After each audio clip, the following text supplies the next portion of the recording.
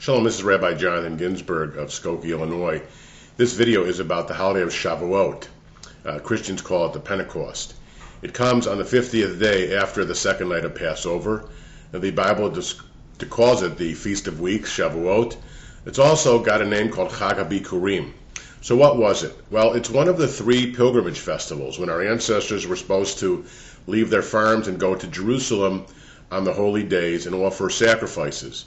The other two are Passover and Sukkot, or Tabernacles. On Shavuot, it was called Hag Habikorim, the holiday of the first fruits.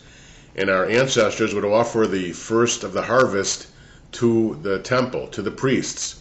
And it was a way of glorifying God by offering the first they had to God. And they were supposed to recite a formula which many Bible scholars believe is one of the oldest kernels of Jewish history. It was a formula that's now found in our Passover Haggadah Seder, which is called Arami Aved Avi. That my father was a wandering Aramean and sojourned down to Egypt, became mighty and numerous, and we were oppressed there, and God took us out with a strong hand and an outstretched arm and brought us to the land of Israel. Now, besides Hag Habikorim, rabbinic tradition associated with this day the giving of the Torah, and so we call it Zman Matan Toratenu, the birthday of the Torah, the day in which the Ten Commandments were received by Moses. And so we celebrate it with studying all night. Many Jewish communities will spend all night of Shavuot studying. It's a one-day holiday in Israel and among Reform Jews here, and it's a two-day holiday among traditional Jews in the diaspora. And on other videos I explain why that is. Among the customs is the reading of the Ten Commandments as part of the synagogue service on Shavuot. We also have Yizkor services, which we have 4 times a year, and prayers for our dead.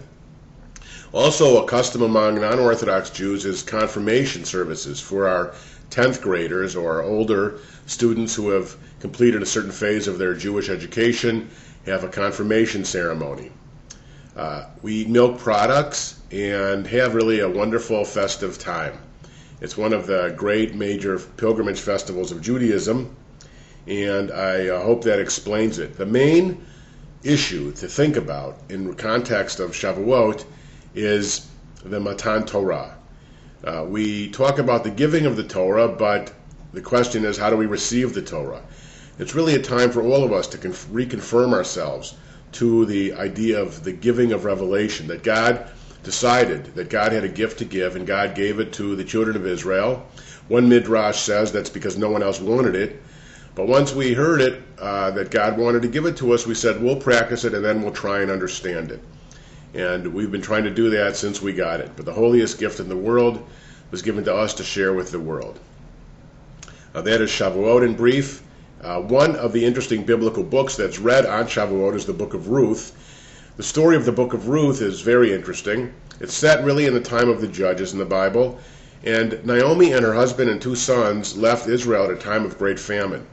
They went to Moab, east. And there, the 2 boys married Moabite women. And some terrible disaster occurred, and all 3 men died.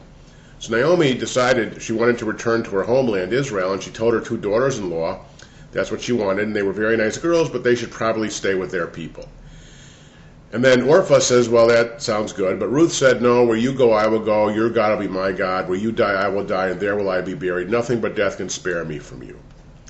And Naomi says, well, I have no other kids to give you, no other boys. And she said, I just want to be with you, and I want to be a Jew, basically. It was the first real conversion. And she's blessed in the chronology with being the great-grandmother of King David. And so the seeds of the Messiah come from Ruth, this woman who converted from being a Moabite woman. And the lesson of the story is that eventually she goes into the fields to collect grain, which the Torah says is a prerogative of poor people. And there she meets a cousin of Naomi, Boaz, and they marry, and they have children, and that's how we get to King David. And it's read on Shavuot because of its connection to, just as Ruth accepted the Torah and God, so the Jewish people reconnect and recommit to the Torah and God.